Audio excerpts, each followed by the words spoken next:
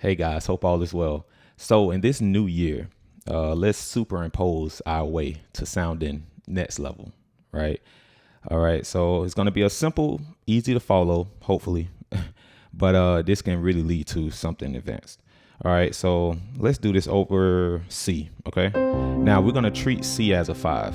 So that means that we're in the key of F. All right, so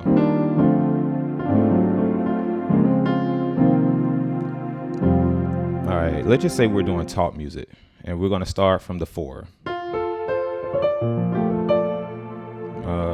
3, 2. Now let's just say we want to do a 2 5 1. 2 5 1. Now, of course, it's a talk music, but you can do this even in songs or whatever. But y'all see that chord I just played right here? Check that out. Now, what we're gonna do is I'm just gonna play a little bit, and then we can just kind of break it down, because you could have done something like this. Let's just see.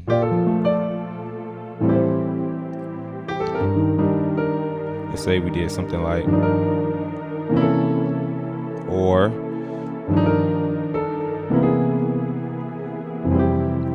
all right, melody is everything. So I'm playing the same chord, which is really just an E major. But look how we're going to impose that E major over the C. Now, Jacob Collier actually talks about this a lot, okay? He was talking about this in a master class.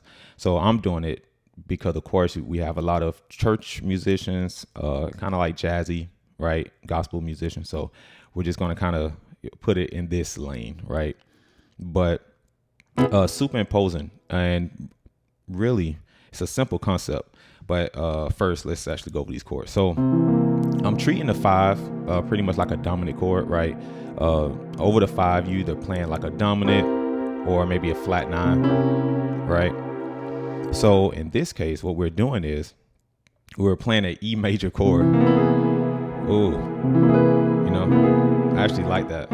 I love that tension. So you can do something like 2 5, right?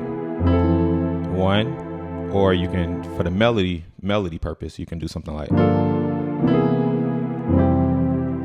all right, I like that. So I'm staying more so on the E. Now I think I did an A major as well, and I've heard that a lot, right? So if you're doing a 2, right, I love that right there. Okay, and a lot of times you can do like a half step with it. So let's just say you're on the 2. Let me see. Right. So there's many different ways. All right. Now, the way we get to this concept, all right, because I'm just going to show you guys some options that you have, because I'm not really playing all of them. We're doing this over the circle of fifths, really. So the way I look at it is this. Since my 5, that's what I'm doing these ideas off of, it's on C. So I'm starting from C on the circle of fifths chart. All right. You can do this in any key. Guys, check this out. So if I'm on C, just go a 5th away, or you can just look at the chart and just go clockwise, right? So if you start on C, you have G. After that, then what's a 5th from G is D. What's a 5th from D? That's A, right? A 5th from A, you have E. All right. Now, if you just take those 5 notes, you end up getting C, D, E, G, A. Literally, that's the pentatonic scale, right? It's like, oh, that's actually pretty cool. But what we're going to do is we're going to take each note and make it a major chord over the C. All right. So that's what I'm doing. I'm taking this idea, this circle of fifths idea, and I'm saying, well, hey, the notes that are after this, you know, that is after C on this chart is a part of the C pentatonic scale. So what if we literally take a D and put it over the C, right? Superimpose that. All right. So today I'm not going to talk about a scale, because usually I talk about scales, but I'm not. So watch this. You know? Okay. So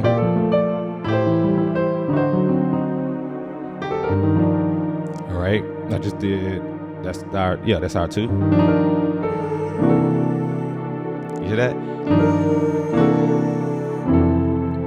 All right. And that right there was just a D major. So of course you can see it, C sharp 11, 13. All right. 13 because we got our 6, which is that A. If we're over the C bass note, right? 1, 2, 3, 4, 5, 6. All right. The sharp 11, of course, with our C, with C being our bass, the 4 is the 11. Okay, so you got the sharp 11. But I'm just calling out just the chord from our right hand, which is a D major. Okay, so hopefully you guys can you're following along, you're understanding. This is a really simple concept if you know your circle of fifths. And what you're going to do is, it doesn't matter what key you're in. So if I'm on the 5 and I'm just saying, well, go to the right, starting from the 5. And of course you got the G, D, all that stuff. So let me see. So we used our E and play different inversions. Okay. In my left hand, I'm just playing the root, 3rd, and 7. All right. So I'm keeping that shell. All right. And you could just combine them. Watch this. Let's try that. All right. I'm going to do D to the E. Let me see.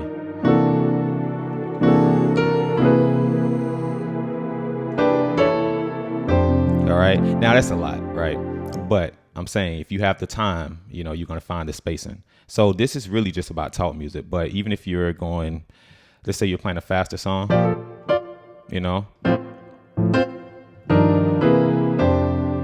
all right.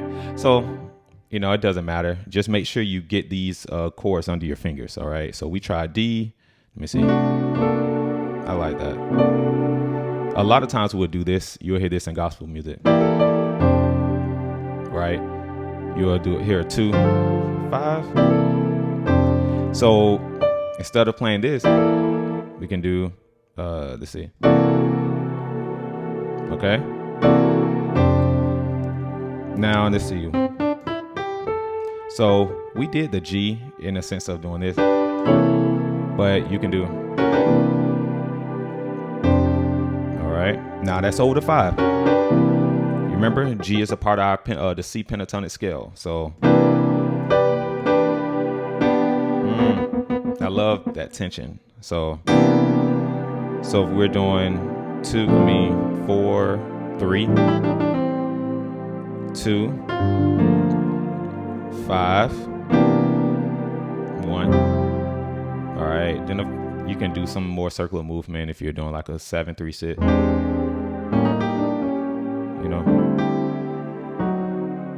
I don't know. All right, here we go right here. It's the 5. And then we can do. Okay. All right. So we'll just stop there. Hopefully you guys can take this idea and just, make it crazy. All right. Take care. Talk to you guys soon. Don't forget to like, share, and subscribe.